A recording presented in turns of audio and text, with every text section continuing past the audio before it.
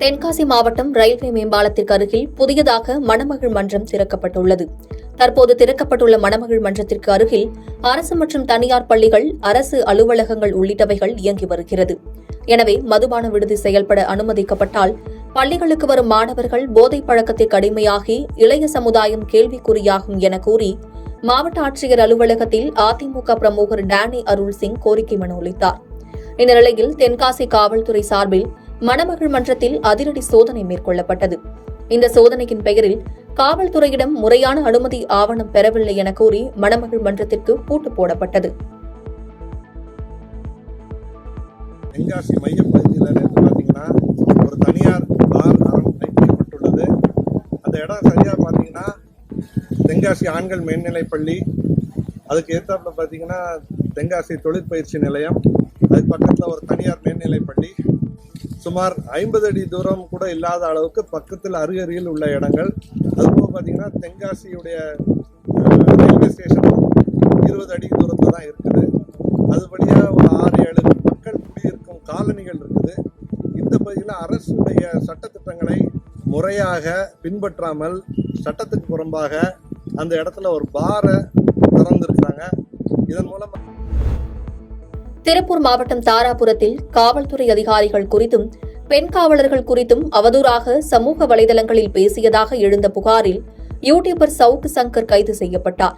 இதையடுத்து தேனியில் கைது செய்யப்பட்ட சவுக்கு சங்கரை கடந்த 4ஆம் தேதி காவல்துறை வாகனம் மூலம் கோவைக்கு அழைத்துச் சென்றனர்.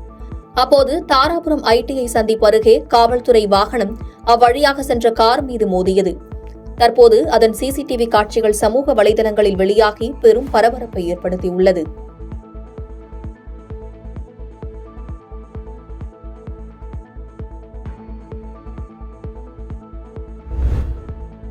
மதுரை மாவட்டம் திருமங்கலம் அருகே உள்ளது கப்பலூர் சுங்கச்சாவடி.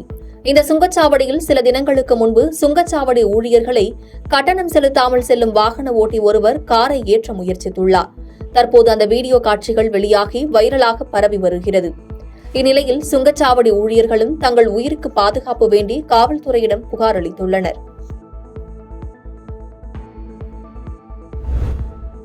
தருமபுரி நந்தி நகர் பகுதியில் ராஜீவ்காந்தி என்பவரது வீட்டில் புகுந்த கொள்ளையர்கள் வீட்டிலிருந்த ராஜீவ்காந்தியை தாக்கி கொள்ளையடிக்க முயன்றுள்ளனர். அப்போது வீட்டிலிருந்தவர்கள் கூச்சலிடவே திருடர்கள் தப்பி ஓடியுள்ளனர். இதனைத் தொடர்ந்து மொன்னையன் கொட்டாய் என்ற பகுதிக்கு சென்ற கொள்ளையர்கள் டாஸ்மாக் ஊழியரான சின்னசாமி என்பவரது வீட்டில் புகுந்து சின்னசாமியின் மனைவி சாந்தி கழுத்தில் இருந்த சுமார் 7 பவுண்ட் தங்கச் செயின் மற்றும் பீரோவில் இருந்த சுமார் 40,000 பணத்தினை கொள்ளையடித்து சென்றனர். இச்சம்பவம் தொடர்பாக தருமபுரி நகர போலீசார் விசாரணை நடத்தி வருகின்றனர்.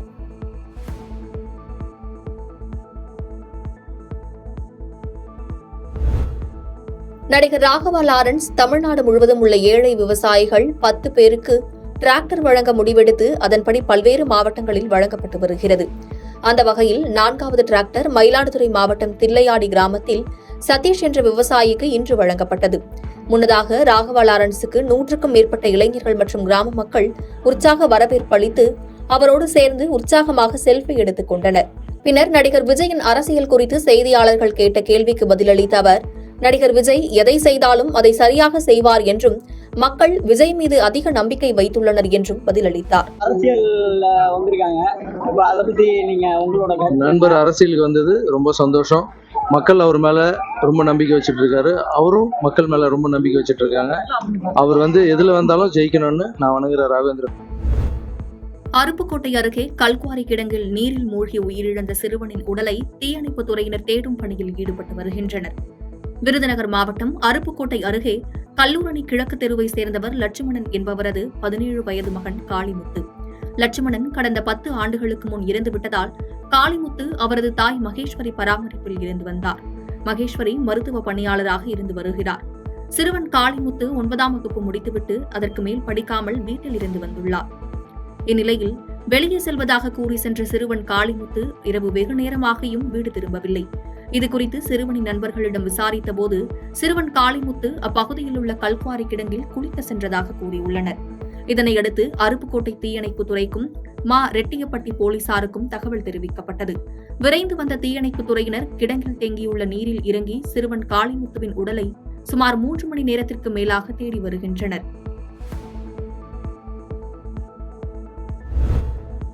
திருவள்ளூர் மாவட்டம் நெடியம் கிராமத்திற்கு அருகில் வாலிபர் ஒருவர் நேற்று கையில் பட்டாக்கத்தி மற்றும் 2 இரும்பு ராடுகளை வைத்துக் கொண்டு அவ்வழியாக சென்றவர்களை வழிமறித்து கத்தியை காட்டி செல்போன் மற்றும் பைக் வழிப்பறியில் ஈடுபட்டார். இதனை கண்ட பொதுமக்கள் போலீசில் புகார் அளித்தனர்.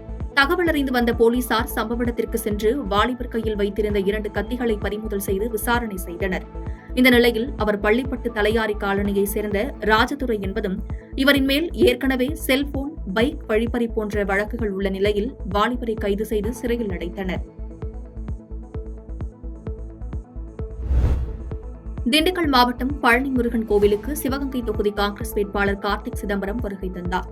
அப்போது செய்தியாளர்களை சந்தித்த அவர், நீட் தேர்வு நடைபெற்ற போது காலதாமதம் என கூறி சில மாணவ மாணவிகளை அனுமதிக்காதது குறித்து கேட்ட கேள்விக்கு பதிலளித்த அவர், நீட் தேர்வின் பொழுது மாணவ மாணவிகள் அலைக்கழிக்கப்படுவதும் காலதாமதமாக வருவதாக கூறி அனுமதிக்க மறுக்கப்படுவதும் மத்திய தேர்வு ஆணையத்தின் முடிவு என்றும் நீட் தேர்வு என்பதே இருக்கக்கூடாது என்பதே எனது நிலைப்பாடு எனவும் கூறினார்.